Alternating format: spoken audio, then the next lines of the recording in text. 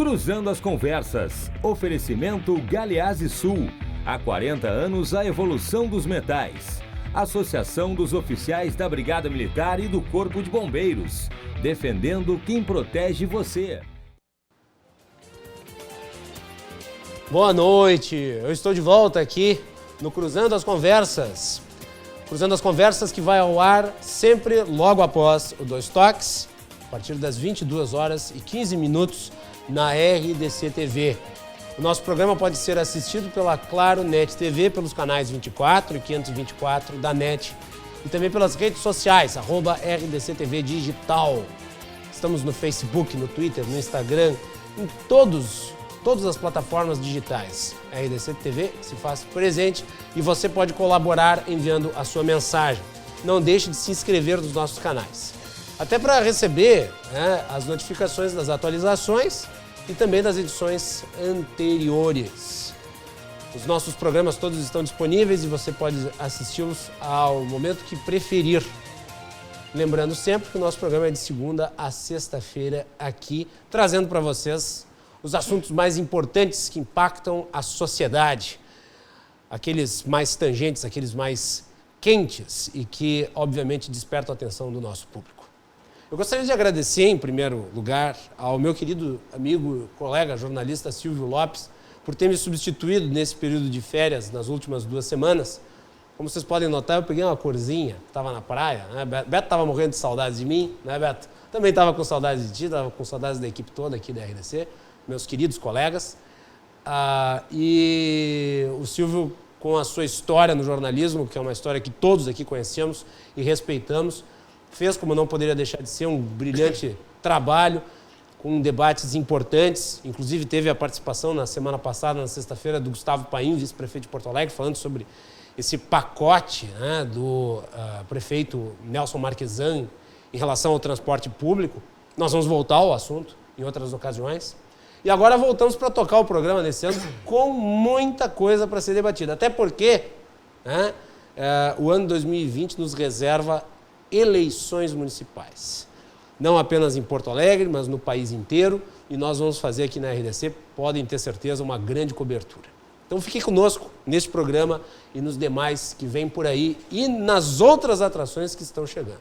E, aliás, dar aqui, já que eu cheguei com um pouco de atraso em relação à estreia, mas dar aqui boas-vindas ao pessoal do Bairrista, que às tardes está nos presenteando com mais um grande debate esportivo e grandes presenças, nas tardes, logo depois do programa do Brito. Vocês acompanham aqui, as jornadas esportivas da RDC TV são cheias de polêmica. Agora temos aí o Cacalo, o Fabiano Baldasso, o Silvio Benfica, um grande elenco. Então, sejam muito bem-vindos os novos colegas aqui na RDC TV, parabéns pelo novo programa e também fico muito feliz que tenhamos na nossa grade todos os outros comunicadores, aí o Cadu, o Rogério, o Silvas. Muito bom tê-los conosco aqui, continuando esse grande trabalho que estamos fazendo numa emissora jovem, uma emissora jovem, mas que tem um futuro brilhante pela frente. Muito bem! Bom, antes de eu apresentar os meus convidados e introduzir esse tema que eu tenho certeza é um tema de interesse de você que está nos acompanhando, eu tenho que falar sobre isso aqui, que se deu no final de semana, a morte do Adriano Magalhães. Adriano Magalhães, o chefe do escritório do crime, que é uma espécie de holding de milícias. E ele tinha uma proximidade muito grande com Flávio Bolsonaro. Por quê? Porque a sua mãe e a sua esposa foram nomeadas por ele. Faziam parte da rachadinha do Queiroz. O assessor, aquele assessor que tinha negócios de carro, supostamente, e que aparentemente estava ali envolvido com um esquema de cooptação de recursos de assessores. Elas faziam parte desse esquema. Ele estava escondido na casa de um deputado do PSL e foi morto numa operação policial, que, aliás, precisa ser devidamente averiguada, porque, afinal de contas, este senhor Adriano Magalhães tinha muitas informações a serem compartilhadas. Então, é necessário fazer uma apuração. No Brasil, nós temos um sério problema na resolução de crimes em geral. E quando se fala de crimes de grande monta, grandes esquemas criminosos, pior ainda. Caso PC Farias, caso Celso Daniel, e agora temos este aqui. Só prestem atenção, Adriano Magalhães não está... Isso foi muito falado nas redes sociais, tentou-se criar um link artificial entre Adriano Magalhães e a morte da Marielle Franco. Não existe. Não existe. Existe sim um link direto de autoria entre as milícias integrantes do escritório do crime e o caso Marielle Franco, mas não Adriano Magalhães em si. De qualquer modo, isso tem que ser investigado, porque ele tinha relações próximas com o senador da República. Foi pelo Flávio Bolsonaro homenageado 2 vezes. E ele era uma figura importante dentro do contexto da criminalidade. Era procurado há muito tempo. De repente, numa operação policial, ele acaba sendo morto. Será que a morte dele... Vejam, não estou dizendo, ai, que pena que morreu, no sentido de que era uma boa pessoa. Não, eu estou dizendo, perdeu-se um arquivo de informações que poderiam ser úteis ao desdobramento de muitas investigações que, no momento, ainda não encontraram um fim. Prestem atenção apenas na questão das teorias conspiratórias. Isso é muito importante. Não se deixem enganar por essas conversas nas redes sociais. Se informem. Adriano Magalhães não tem nada a ver com Marielle Franco. É um caso diferente do outro, cada um com a sua importância.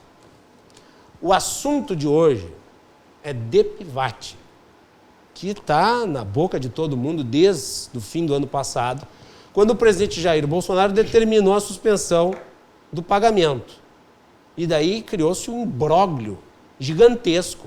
A justificativa do governo Bolsonaro é de que o seguro DPVAT teria uma série de fraudes. E nós vamos analisar aqui toda essa questão, quer dizer, as denúncias e qual tem sido a abordagem da justiça em relação a esses casos, desdobramentos, a análise sobre a liberdade de mercado, que está em consonância com o debate em relação a esse tema e que não foi muito explorado, né, através dos programas jornalísticos. Nós vamos tentar aqui fazer um apanágio dessa situação. Para isso, eu convidei 3 pessoas que têm conhecimento amplo na área. Eu tenho comigo aqui, pela primeira vez no programa, o desembargador Ney Widmann Neto, que é 3º vice-presidente do Tribunal de Justiça do Rio Grande do Sul. Desembargador, é um prazer recebê-lo. Boa noite. Boa noite. Bem-vindo. Muito obrigado. Muito bem. Quem também está aqui é o Sérgio Vaz, que é o presidente da seguradora Gente e fundador do movimento Livre Iniciativa para Todos. Sérgio, bem-vindo, boa noite. Bem-vindo, boa noite. Prazer recebê-lo. Da mesma forma. E por fim, meu querido amigo e a pessoa que deu a ideia da pauta, que eu, na hora, aceitei, o advogado e empresário Rodrigo Luzardo. Rodrigo, bem-vindo, boa noite. Mais uma vez, muito obrigado aí pelo espaço, Guilherme. Mais uma vez, é importante a gente ter grandes nomes para discutir um assunto de extrema relevância, não só para o Rio Grande do Sul, mas como para o Brasil. Tenho certeza que nós vamos ter aí um grande debate pela frente. Muito bem. Senhores, eu vou começar pela questão judicial. Talvez o doutor Ney consiga nos trazer aí uma ideia do que aconteceu, né, em termos de... Vai do executivo... Oi? Ah? Não entendi, Beto. Ah, sim, é importante. Olha só, já ia introduzir os convidados, esqueci dos nossos patrocinadores. Sabe o que é? A alegria de voltar faz com que a gente fica extremamente motivado e os patrocinadores que são importantes a gente coloca em segundo plano, mas nunca fica em segundo plano. Cruzando as conversas, então, eu peço desculpas. Tem o apoio e tem o anúncio de Galeazzi Sul, há 40 anos, a evolução dos metais, e também da Associação dos Oficiais da Brigada Militar e do Corpo de Bombeiros, defendendo quem protege você. Então tá aí, fica o meu registro. Um abraço para o pessoal da Galeazzi e também da Azof BM. Muito bem. Doutor Ney, vamos falar sobre essa questão, esse imbróglio jurídico que se deu entre o executivo e entre o judiciário. Bolsonaro determinou uma coisa, vai lá o Toffoli diz outra, revê a decisão do Bolsonaro, só para explicar o que aconteceu, porque muita gente não entendeu nada, muita gente pagou, depois aí tem que fazer uma questão de estorno, depois ele voltou. O que aconteceu, afinal de contas? Bom, boa noite. Em primeiro lugar, agradeço o convite, é uma satisfação participar deste programa. Especificamente a questão recente, né, o que se observou é que o presidente da República, através de uma medida provisória, procurou extinguir o seguro DPVAT, acatando uma linha de orientação da própria SUSEP, que entendeu que esse seguro ele estava sendo ineficaz, que ele não estava realizando o objetivo social para o qual ele teria sido criado. Houve a judicialização perante o Supremo Tribunal Federal, especificamente da possibilidade ou não de o presidente da República, através de uma medida provisória, tomar essa providência. E o Supremo, num primeiro momento, através de uma decisão do seu presidente, suspendeu a decisão do Executivo, a medida provisória, né? Entendeu-se que não poderia ser através dessa via, né, da medida provisória que se extinguiria o seguro DPVAT. E depois houve um outro desdobramento com relação ao valor, né, que o Executivo teria fixado um valor bastante reduzido para a cobrança no exercício 2020 e houve uma decisão judicial mantendo o valor que teria sido praticado em 2019 e depois se voltou atrás, entendendo válida a redução do valor para 2020, o que até gerou uma situação de estorno, né? Aqueles que teriam pago a maior depois precisaram se habilitar para receber a diferença, o excedente. Sobre o assunto do DPVAT, é um cenário muito amplo, né? Um seguro que existe há mais de 40 anos e muito nós podemos aqui debater sobre a sua finalidade, questões polêmicas da sua judicialização, mas especificamente desse assunto agora recente, essa discussão que está na mesa, se esse seguro ele deveria ou não continuar existindo. Eu vou perguntar para o senhor, desembargador, o senhor não acha que uma situação como essa gera um desconforto, uma insegurança por parte dos contribuintes, dos pagadores de impostos, que é muito grande? Quer dizer, o Executivo determina algo, o Judiciário revê, eu pago, aí eu tenho que entrar com um protocolo para rever o valor que eu paguei em excesso, ele volta e depois tem que pagar de novo. Isso daí não é uma bagunça? Não se criou uma bagunça no fim do ano, esse vai e não vai em relação ao DPVAT? Sim, essa situação, na verdade, ela é um espelho, é um reflexo dos tempos que nós vivemos, onde grande parte das questões nacionais, das questões polêmicas importantes, acabam sendo judicializadas. Uhum. No momento que elas são judicializadas, o sistema que nós temos no Brasil, ele dá espaço, inclusive, para decisões que se sucedem em sentidos opostos, né? O DPVAT é só um exemplo, mas as notícias que são divulgadas, as informações mostram que às vezes um juiz ele dá uma liminar em determinado sentido, um tribunal caça aquela liminar, um outro tribunal superior decide de uma outra maneira, porque as situações às vezes elas admitem uma visão, uma interpretação diferente. Uhum. Não necessariamente dizendo que uma está completamente certa e a outra está completamente errada. A partir de um sistema de argumentação e de ponderação de valores, de princípios constitucionais, e o sistema de decisão no Brasil ele admite decisões diferentes sobre o mesmo tema. O que eu admito que traz uma certa insegurança e um desconforto para que as pessoas possam pautar a sua vida, a sua conduta e as decisões que elas venham a tomar sobre determinadas situações, até mesmo pagar ou não pagar o seguro. Muito bem. Sérgio, eu queria entrar na discussão relativa ao argumento do governo para suspender o DEPVAT. Fraudes. Na realidade não foi para suspender, foi para terminar. Terminar. E um dos argumentos, o argumento principal é que o DEPVAT gerava uma série de fraudes e isso tinha que ser revisto e o caminho mais rápido para acabar com essas fraudes imediatamente era acabar com o DEPVAT. O senhor teve, inclusive, na CPI, que tratou deste assunto. CPI, aliás, que foi criticada por não dar em resultado muito efetivo. Eu gostaria que o senhor falasse um pouco sobre isso, sobre as fraudes e o trabalho que o senhor vem fazendo em relação à questão do DEPVAT e toda essa problemática envolvida. Bem, muito embora eu seja presidente de uma seguradora, da Agente Seguradora, eu aqueci o convite muito mais para falar de livre iniciativa, de livre concorrência e livre iniciativa para todos, certo?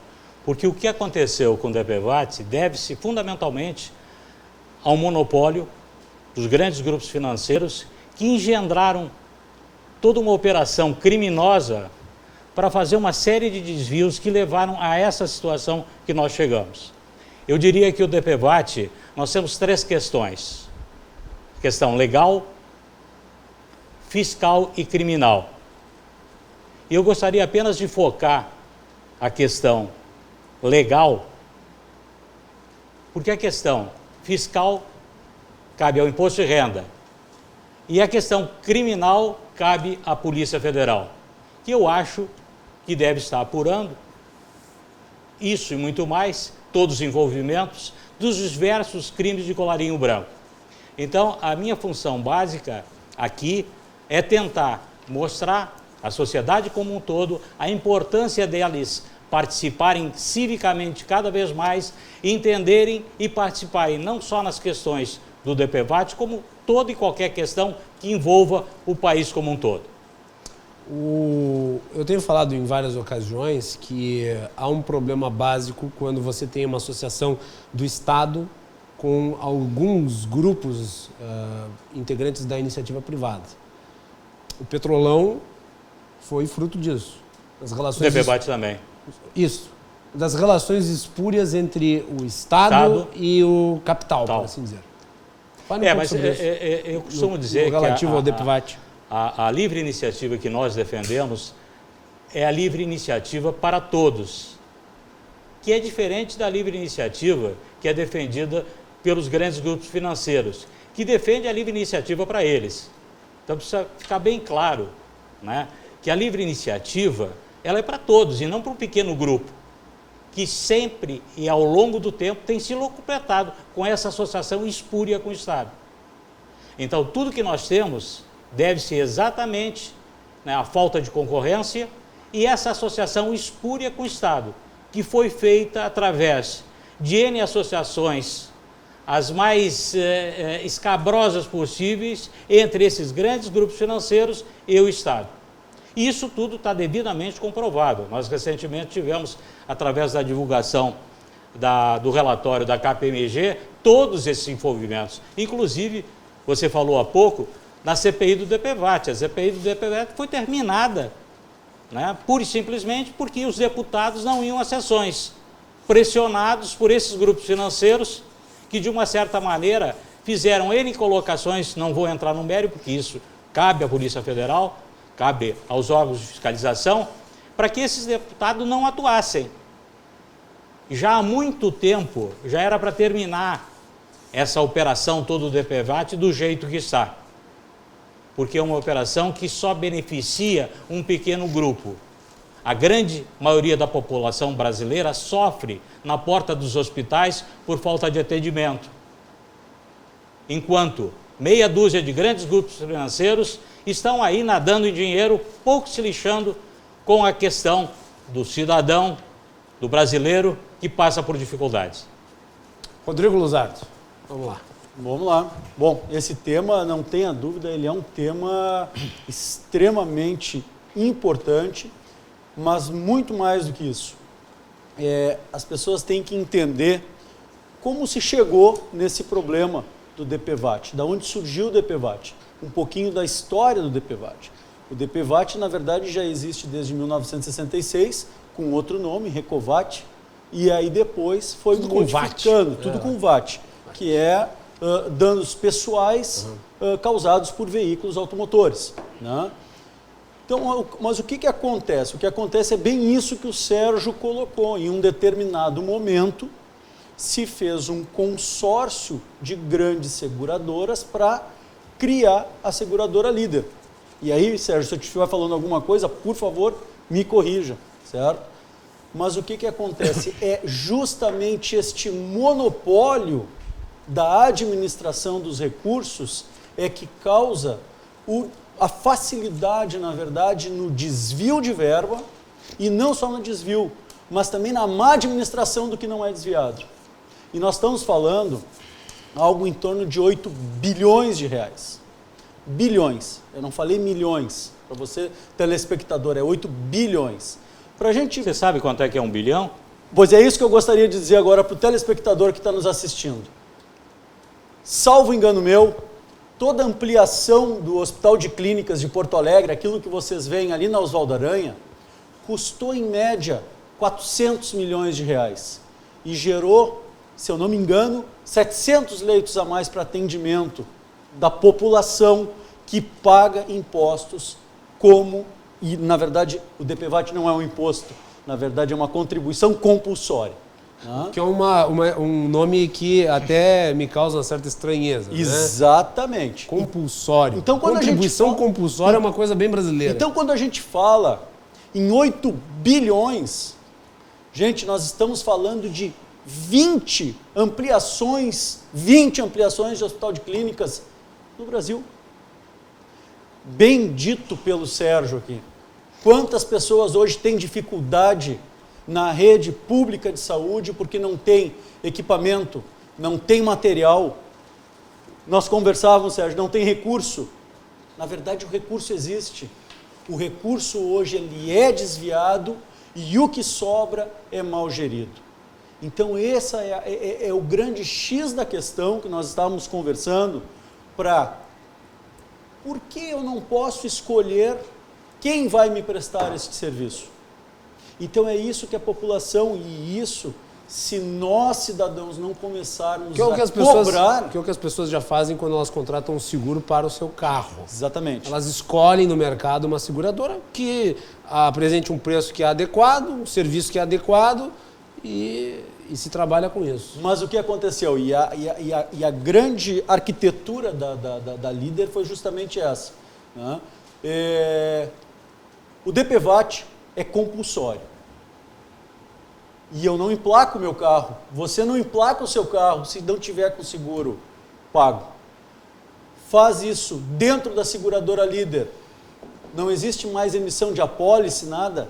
Tu simplesmente faz o pagamento do seguro obrigatório e ele já vem junto da documentação do veículo. Experimente não pagar o DPVAT para ver se vai ser emitido o documento do seu carro. Não é emitido. Então, o que acontece? Pode pagar o IPVA. E paga o licenciamento e não paga o seguro. Não vem. Tu vai continuar com o licenciamento em atraso e tu vai levar multa e o teu carro vai ser guinchado. Agora, o que acontece? É uma fonte de renda certa, porque 70 milhões de veículos temos no Brasil, média. Vamos multiplicar agora por R$ 104 que era cobrado de seguro obrigatório.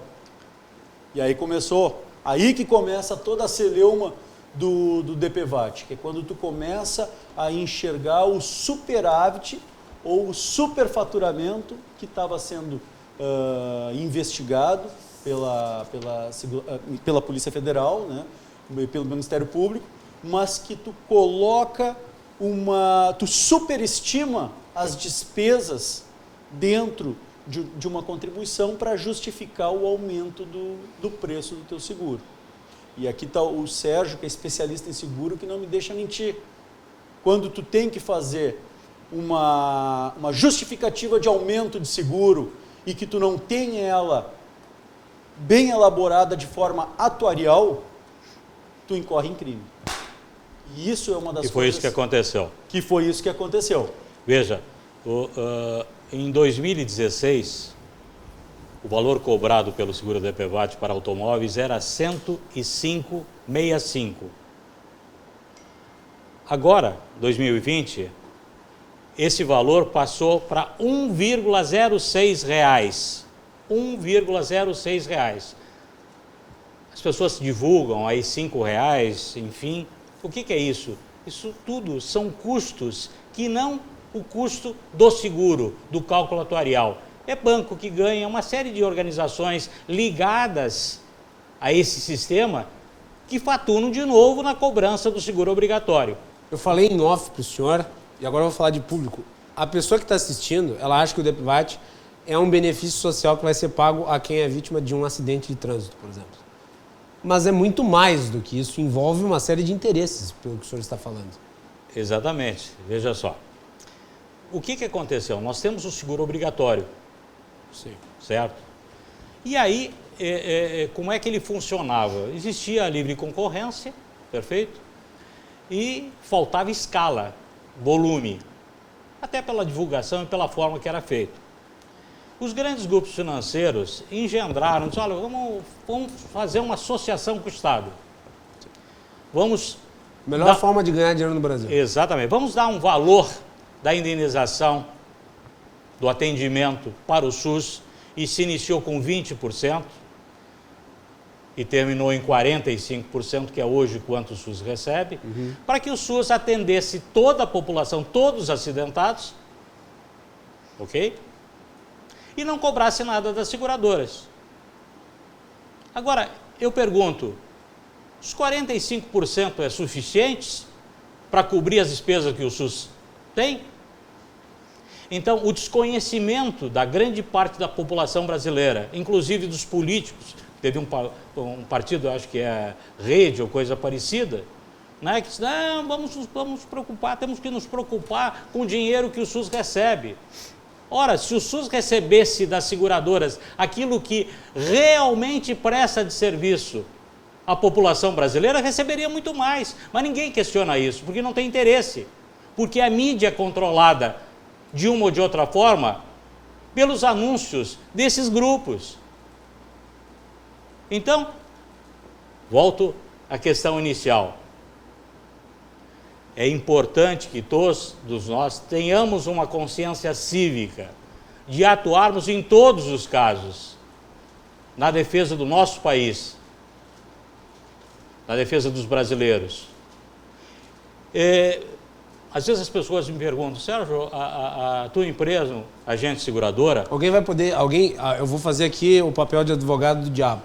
Alguém poderá argumentar, doutor Sérgio, que o senhor faz esta militância porque o senhor é de uma outra empresa que talvez seja concorrente a essa. Eu vou explicar essas perguntas, as pessoas me perguntam isso. Nós estamos hoje em 25 estados. É a seguradora que mais investiu para poder atender a população brasileira. E, portanto, somos a primeira companhia que recebe processo do DPVAT. E aí as pessoas me perguntam, mas Sérgio, para um pouquinho, esse é um negócio que você ganha dinheiro, vocês ganham dinheiro. Por que você, há 33 anos, é contra esse monopólio? Muito simples. Não existe uma fatia boa num bolo ruim. Vamos deixar claro. Não existe uma fatia boa num bolo ruim. Se o bolo ruim, todas as fatias são ruins. Então nós temos que ter essa consciência cívica de lutar pelo aquilo que é certo, que é correto. E eu acho que se todos nós fizermos um pouquinho disso, nós vamos conseguir chegar muito mais cedo do que nós imaginamos a um lugar que a gente quer para esse país, que é maravilhoso e que nos dá N oportunidades. Deixa eu fazer uma pergunta aqui em relação à CPI. Essa notícia é da Veja, foi publicada no último dia 20, aliás, no último dia 14 de janeiro, e diz o seguinte: uma auditoria da KPMG, foi mencionada aqui, encomendada pela seguradora Líder, mostra as relações umbilicais entre dirigentes no setor de seguros e parlamentares e levanta suspeitas de que deputados atuaram para encerrar a CPI do DPVAT em 2016. Aí vamos adiante na informação. A auditoria da KPMG envolve documentos impostos da seguradora entre 2008 e 2016. Nesse período pode ter havido até R$1 bilhão não corrigidos em desembolsos considerados atípicos, conforme informou o jornal Folha de São Paulo. E teve toda a polêmica que tu mencionaste aqui sobre o lobby em cima dos parlamentares, pressão, ou seja, para que não fosse feito o trabalho de investigação. Tu sentiu isso lá no meandro congressual? Eu fui convidado a depor Sim.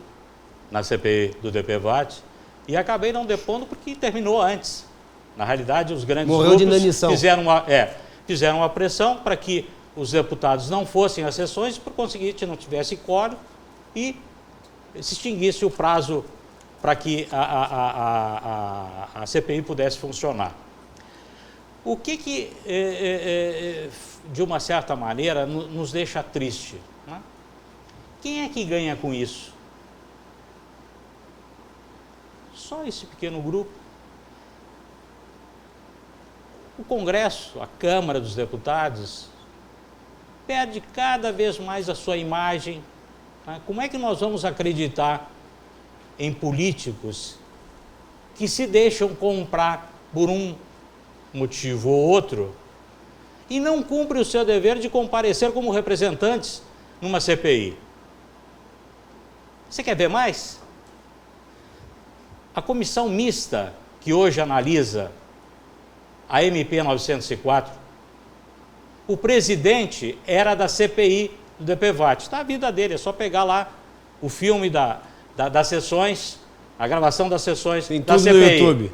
E o Marcos Rogério, que é o relator, da mesma forma. Todos eles estão citados nesse relatório da CPI da KPMG. O que acontece? Nada. O que aconteceu até agora? Nada. E nos deixa muito tristes, né? Porque o cidadão comum se sente quase que sem forças, desestimulado em prosseguir.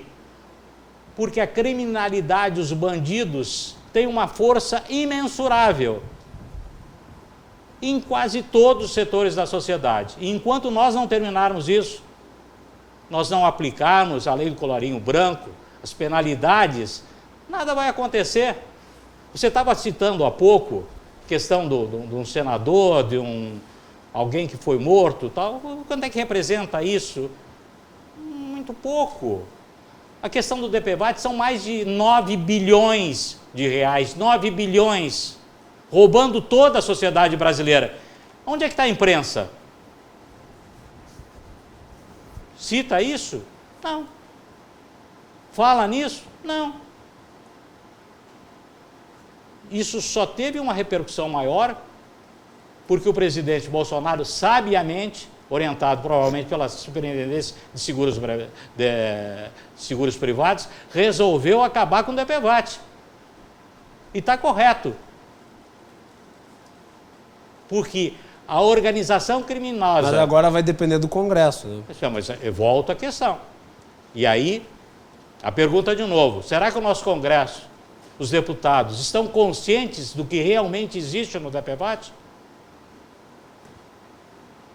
Então, eu acredito que, conscientizando os brasileiros, a sociedade como um todo, para que fale com o seu deputado, fale com o seu senador, né? E peça que ele tenha apenas uma posição digna de deputado ou senador. Muito bem. Desembargador, eu gostaria de falar um pouco sobre como é que a Justiça tem encarado as muitas demandas que provavelmente entram todos os dias relativas ao seguro em si. O processo ele é longo, é demorado, é extenuante, ou é rápido, célere, e como é que a Justiça tem observado de fora todas essas investigações?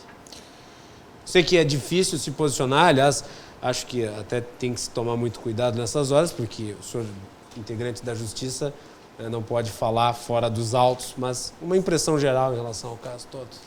Bom, o funcionamento do sistema de justiça, ele, em primeiro lugar, ele é descentralizado, né? Ele começa nas comarcas, nas varas, né, onde situa o primeiro grau de jurisdição, né, onde essas demandas são examinadas, em primeiro lugar, pelos juízes de direito, caso a caso.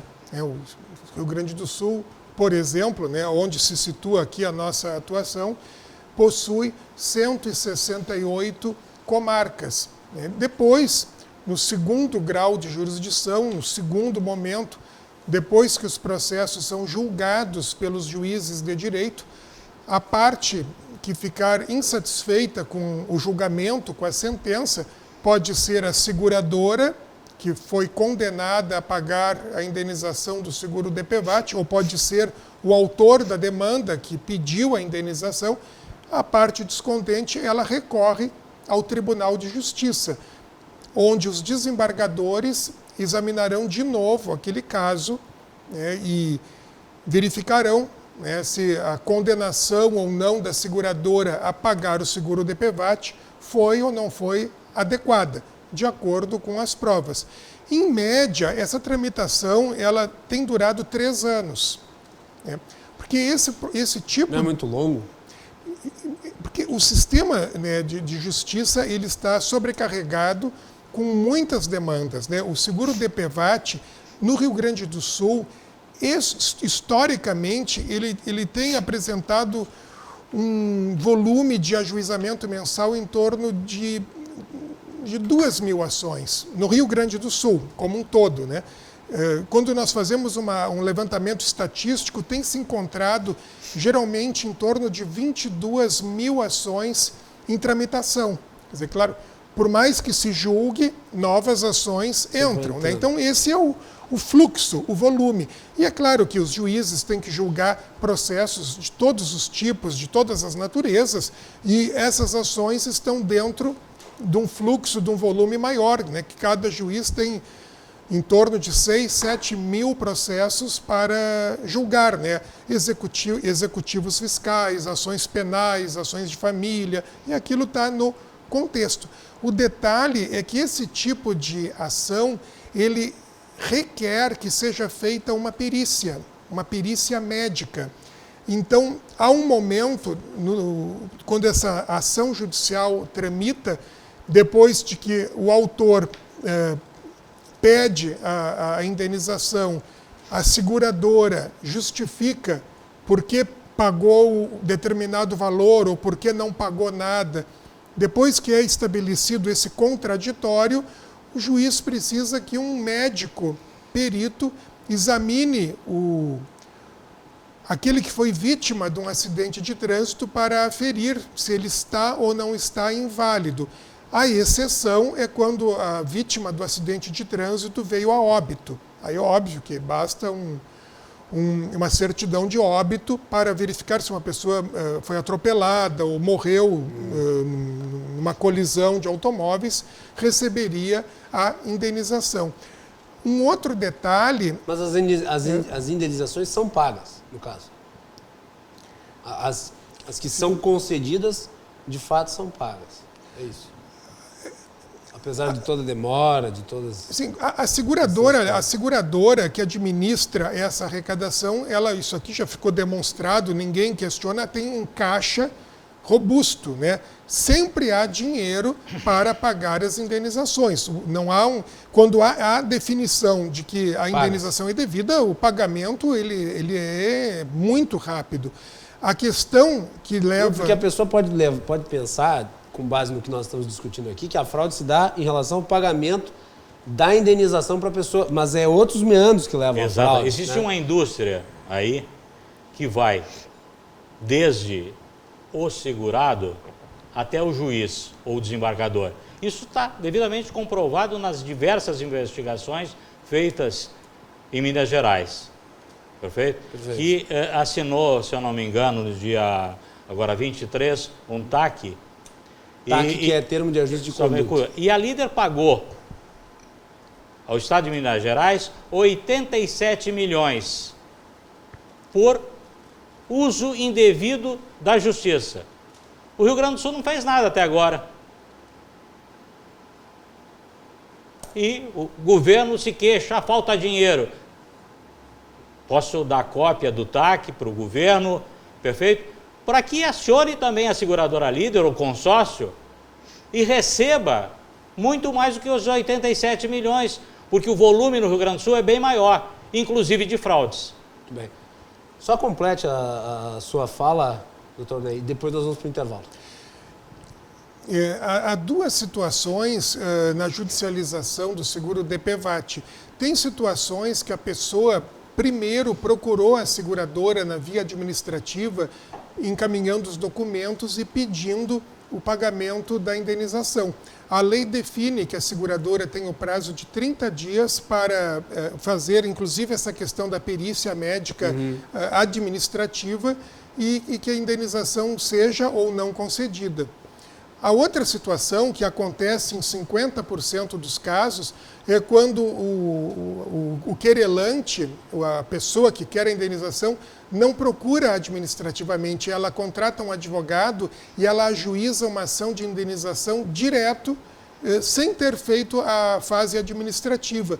E isso tem causado muitos transtornos, porque inclusive dificulta a própria defesa da seguradora, que não tem informações suficientes se houve um acidente de trânsito ou não, e essa questão de se há ou não há invalidez, o que vai depender de o juiz nomear um médico perito, né? E às vezes até o próprio judiciário acaba tendo que arcar com os custos dessa perícia, num primeiro momento, se a parte tem a gratuidade judiciária. Muito bem.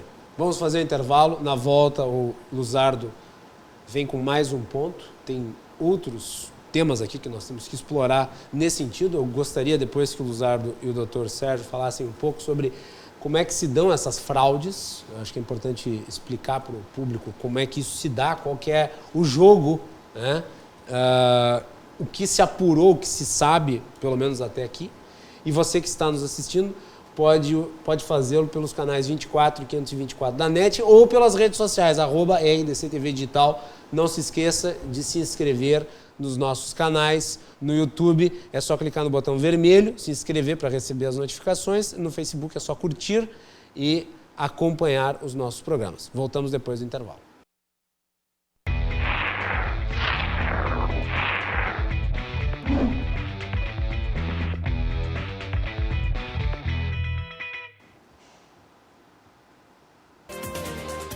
Estamos de volta aqui na RDC TV com Cruzando as Conversas. Estamos debatendo hoje sobre o seguro DPVAT, a polêmica sobre o pagamento, não pagamento, a ideia do presidente Jair Bolsonaro de acabar com o seguro DPVAT, as denúncias de fraude, como a justiça tem se posicionado em relação à matéria. Você nos assiste pelos canais 24 e 524 da NET e pelas redes sociais, @RDCTV Digital. É isso aí, mande a sua mensagem, participe.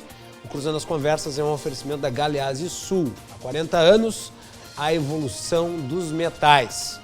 E também da Associação dos Oficiais da Brigada Militar e do Corpo de Bombeiros, defendendo quem protege você. No programa de hoje temos a participação do desembargador Ney Widman Neto, também do Sérgio Vaz, que é presidente da Gente Seguradora e fundador do movimento Livre Iniciativa para Todos. Eu gostei muito do nome. Livre Iniciativa para Todos. E, por fim, Rodrigo Luzardo, também advogado e empresário. Muito bem, eu quero mandar um abraço aqui para a minha querida amiga advogada Paula Cassol, que está nos assistindo, e ela parabeniza o Dr. Sérgio pelo trabalho de pesquisa, análise e de denúncia de toda essa situação. E mando um abraço para a Paula, eu quero que a Paula venha aqui ao programa. Também ao Dr. Tiago Moisés, que mandou um abraço para o Luzardo. Obrigado. E também para o deputado Sanderson, o Biratan Sanderson, que mandou uma foto, inclusive está nos assistindo de Brasília, e ele diz o seguinte: tema muito importante, estou trabalhando para criar uma CPI para essa verdadeira caixa preta. Difícil diante das forças políticas que já estão atuando contra, mas sigo minha missão. Um abraço e parabéns pela belíssima condução. Obrigado, deputado Sanderson. Espero que esta CPI que o senhor está tentando criar, que ela, de alguma maneira, consiga fazer o que esta outra CPI não conseguiu, que é produzir resultados. Eu tenho certeza que com o seu auxílio, ela pode sim existir e pode trazer esclarecimentos para a sociedade. Obrigado, honrado com a nobre audiência. Por fim, também um abraço para a Thaís Graff, que também nos acompanha. Muito bem. Luzardo, voltamos aqui para falar sobre as fraudes, que eu acho que é um assunto extenso o suficiente para nos debruçarmos. Sobre Minas Gerais, o que se descobriu lá? Bom, o assunto que eu vou trazer para vocês, na verdade, é um assunto público, mas tenho certeza que muitos de nós muitos gaúchos não conhecem o tema, brasileiros não conhecem o tema, e eu acho que é importante a gente, pelo menos, colocar o que foi a investigação feita lá em Minas Gerais, que teve aí à frente os promotores Bruno Oliveira Miller e Paulo Márcio, do Ministério Público do Estado de Minas Gerais. E foi muito interessante. Sabe aquelas coisas que a gente imagina que ocorrem, mas a gente nunca tem, na verdade, a constatação de que efetivamente elas acontecem daquela forma. E eles chegaram numa conclusão muito interessante. Começou aqui numa cidade chamada Janaúba, uma cidade pequena, mais ou menos uns 70 mil habitantes, teve um acréscimo muito grande de judicializações de ações do DPVAT. Janaúba, no interior de Minas. Interior é quase, eu acho que, divisa com Bahia, mas eu não estou certo. Desculpe os habitantes de Janaúba, mas parece aquelas situações de avistamento de OVNI. É sempre lá no interior, né? Bem no interior de Minas Gerais.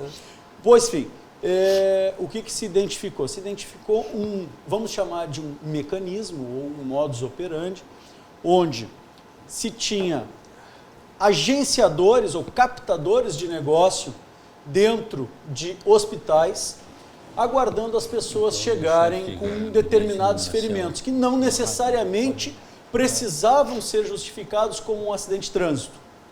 E o que acontecia? O que acontecia é que essas pessoas, então, eram convencidas se gostariam de receber uma indenização por aquele acidente e simplesmente assinar uma procuração.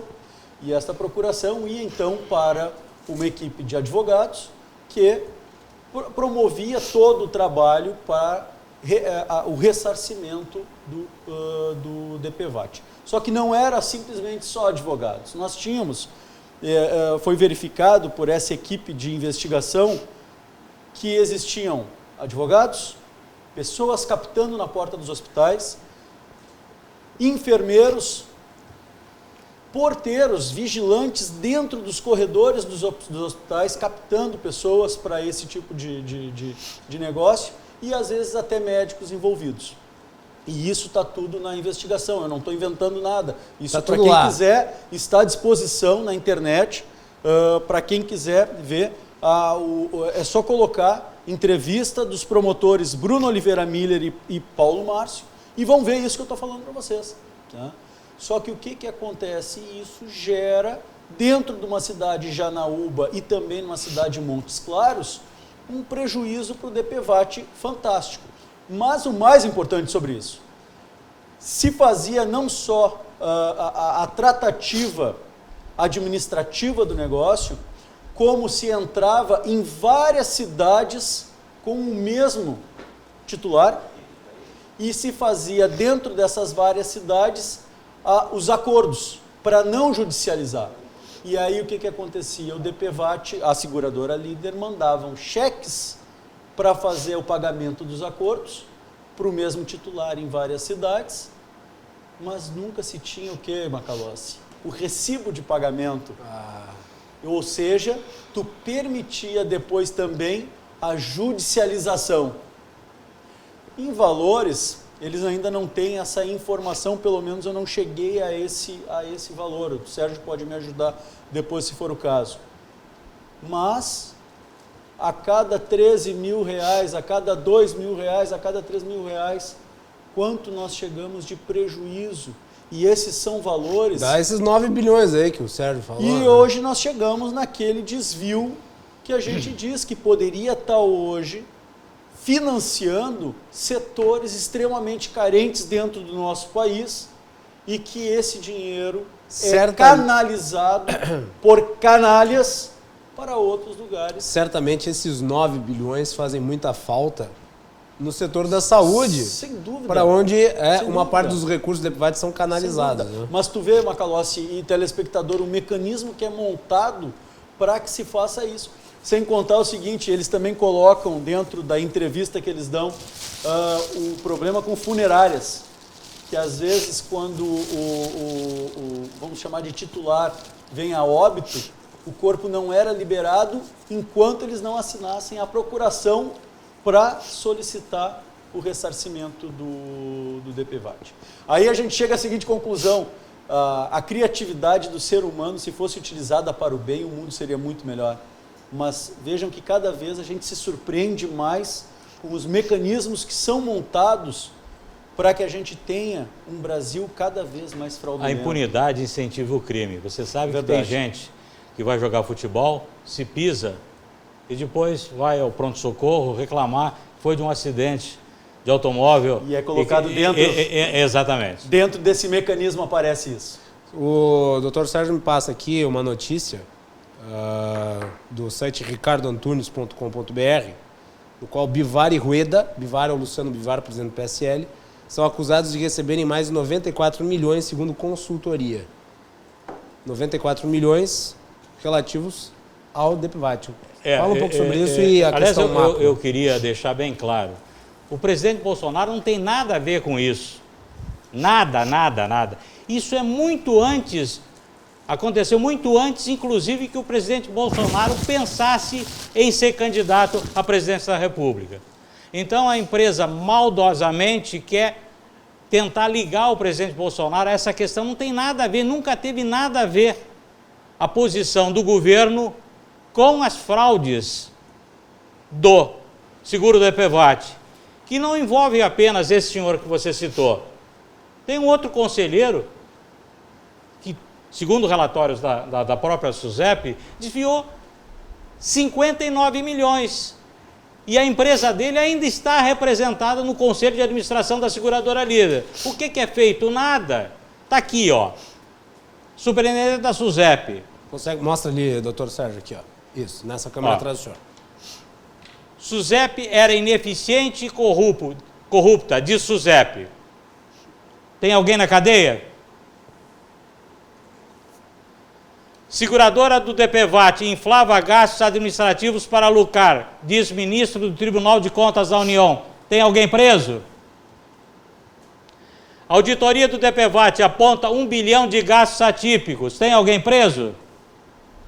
Eu gostaria até, parece que o deputado Sanders está assistindo o programa, sim. Ele é egresso da Polícia Federal. Esteve aqui no programa recentemente. Ele deveria, e eu solicito a ele, que tentasse ver de alguma forma para que essas pessoas fossem presas. Não é possível. Isso é uma falta de consideração para aquele senhor que acorda cedo para trabalhar, para ganhar o pão nosso de cada dia, e que, se é acidentado pelo DPVAT, não é atendido ou não recebe a indenização. Então, isso é uma coisa que todos nós, cidadãos, devemos defender, que é a defesa dos valores cívicos, o amor à pátria, coisa que muito pouca gente faz. Na realidade, a grande maioria das pessoas quer se locupletar, ganhar um pouquinho, e aí não dá. Muito bem. Doutor Ney, a Justiça tem, através do seu trabalho e da apuração de denúncias, chegado à conclusão de fraudes relativas a casos como esse que estão sendo mencionados aqui? Eu tenho a percepção e a experiência do Rio Grande do Sul. Perfeito. Algumas coisas que estão sendo colocadas aqui pelos entrevistados são decorrentes de investigações de Minas Gerais. Uhum. Então, macro, quer dizer, nacionais e Minas Gerais. Eu trabalho julgando esses processos que envolvem o seguro DPVAT, especificamente há 10 anos, integrando uma Câmara Cível do Tribunal de Justiça. Né? Claro que, como juiz de direito também, há 30 anos eu lido com essa matéria, mas especificamente eu fiquei agora os últimos 10 anos numa Câmara Civil que julga esses processos do DPVAT.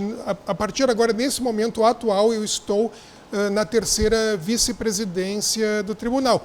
Mas até o mês passado, né, estava com essa visão do Rio Grande do Sul, onde, até por um dever de ofício, eu preciso esclarecer que não se detectou, da maneira como está sendo colocada aqui no Rio Grande do Sul, casos em que haveria, por parte das seguradoras, uma conivência com ações que estariam sendo ajuizadas de uma maneira fraudulenta. É isso que está sendo dito aqui no programa. Não está sendo dito somente que pessoas entraram com ações de uma maneira inescrupulosa, de uma maneira indevida, porque não sofreram um acidente de trânsito. Foi dito também que, na outra ponta, o réu, que estaria sendo, a seguradora, que estaria sendo demandado a pagar a indenização, haveria ali entre eles um conluio, um conchavo. Isso eu não vi, eu não percebi nos julgamentos dos processos, né, que tramitam aqui no Rio Grande do Sul. Porém, é preciso que se diga que nós temos um nível de judicialização muito elevado envolvendo a matéria do DPVAT, que nos últimos anos decresceu. Havia no nosso estado uma interpretação da lei do DPVAT, que essa interpretação ela estimulava que as ações fossem ajuizadas com relação ao valor. O valor, que é o teto, o valor máximo é R$ 13.500. E esse valor ele é concedido para o caso de uma invalidez total da pessoa ou do óbito. No caso do óbito, o valor é pago aos familiares. Havia uma interpretação do tribunal no passado que mesmo Posso lhe interromper rapidamente, doutor Ney? Pois não. Porque nós estamos estourando o nosso espaço desse segundo bloco. Vamos fazer intervalo? Claro. Na volta o senhor fala da interpretação do tribunal para o nosso público. Pode ser? Então tá bem. Então nós voltamos na sequência com o Cruzando as Conversas, o último bloco. Continuamos falando sobre DPVAT, continuem conosco. Já voltamos.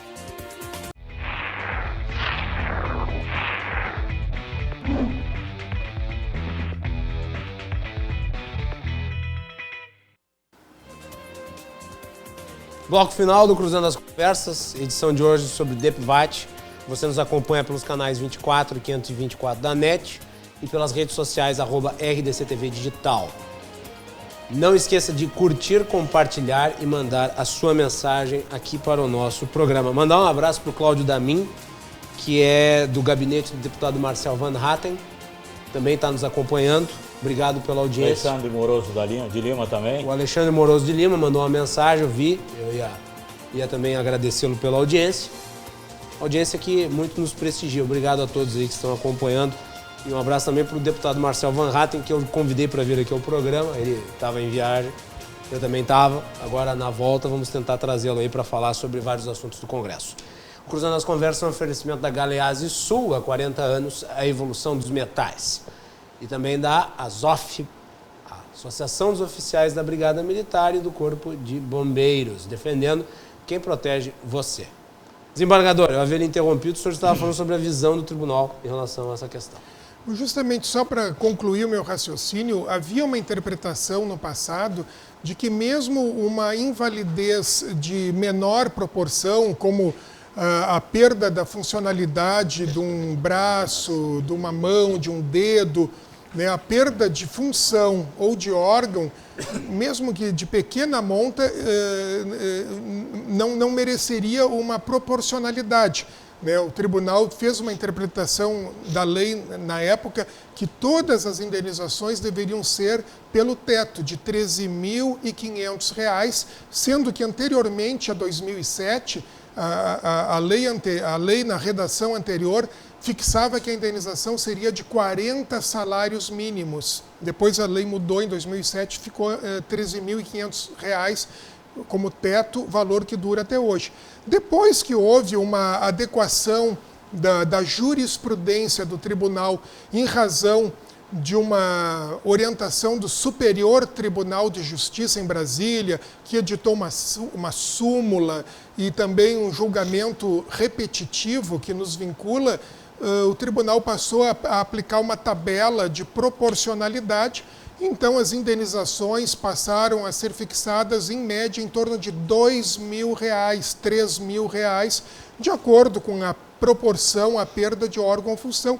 E isso contribuiu também para reduzir muito o interesse das partes em ajuizar as ações, pedindo essas indenizações, porque não se tornou tão atraente como era antes ganhar os 13.500.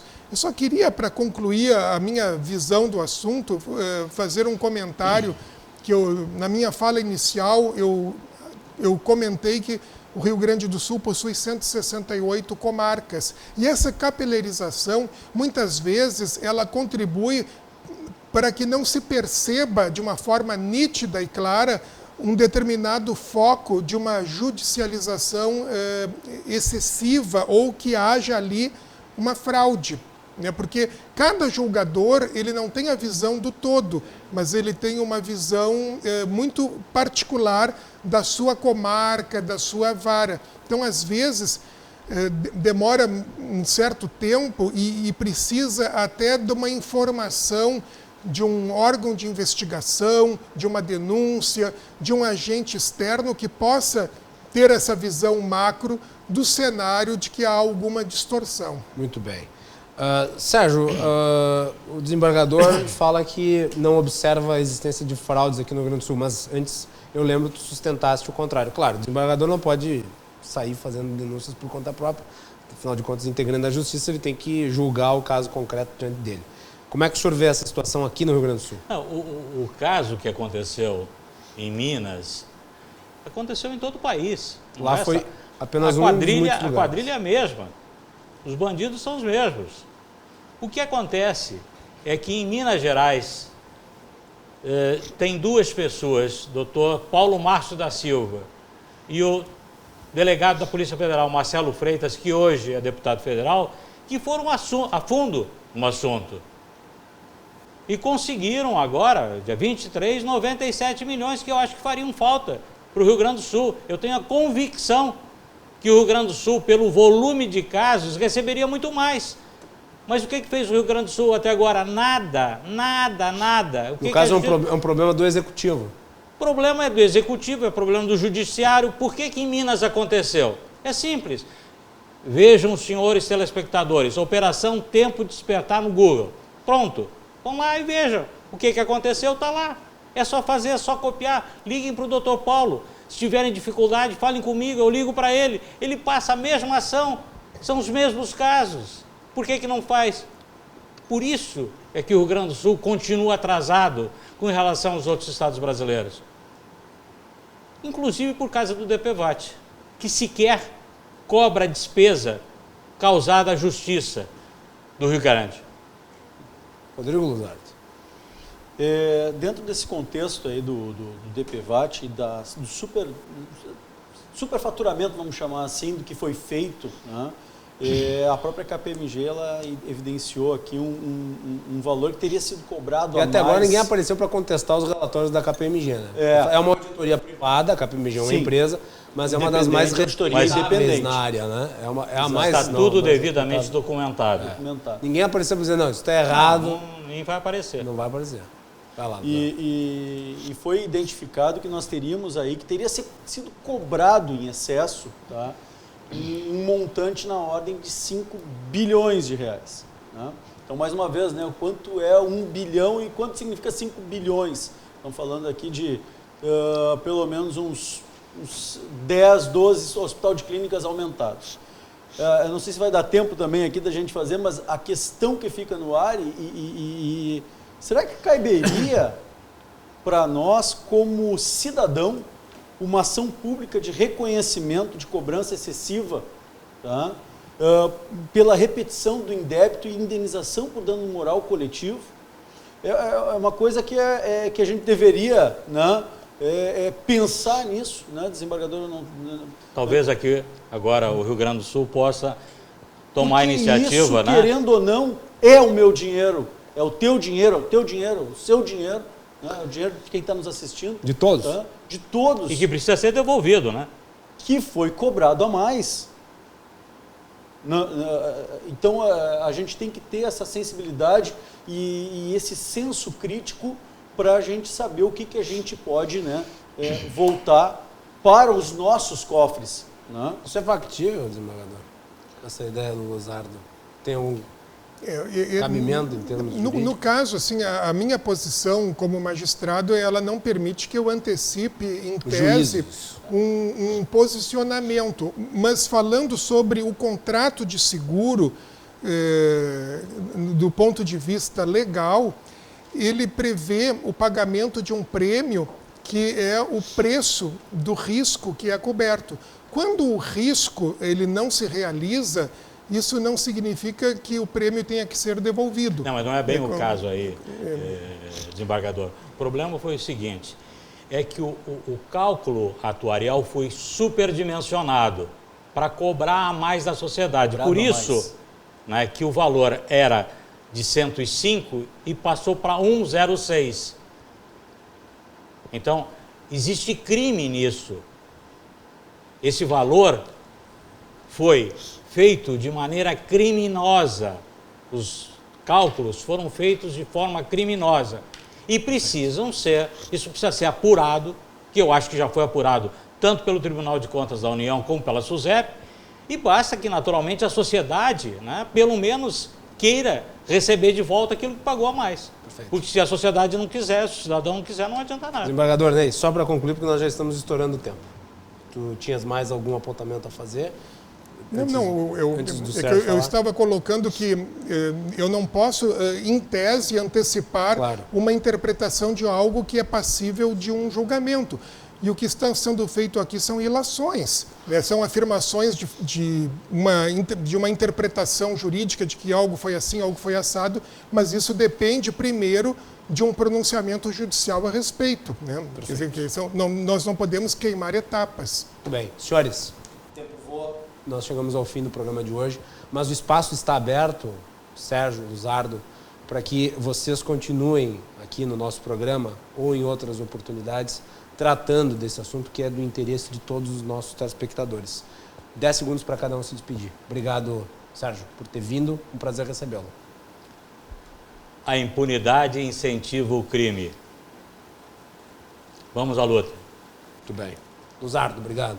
Pessoal, muito obrigado aí pela audiência e não vamos desistir de tornar esse Brasil um pouco melhor. Desembargador, obrigado. Obrigado, eu também agradeço aqui a oportunidade, porque eu entendo que é importante que o Poder Judiciário também esteja presente, prestando esclarecimentos na medida do que cabe a ele fazer. Muito bem. Obrigado aos três por terem comparecido na edição de hoje. A Tuti Nair Berenice Silva, ela parabeniza o Sérgio pelo trabalho que vem fazendo. E o Oscar Kronmaier, nosso amigo, né, Luzardo? Grande, ele professor também, Oscar. Parabéns, manda um parabéns para ti e um abraço. Também está na nossa audiência. Então, obrigado a todos que nos acompanharam. Este programa vai reprisar no final de semana. Então, vocês vão ter a oportunidade de acompanhar tudo que a gente falou no final de semana aqui na RDC TV. Novamente, fiquem ligados na nossa programação. Boa noite, bom início de semana.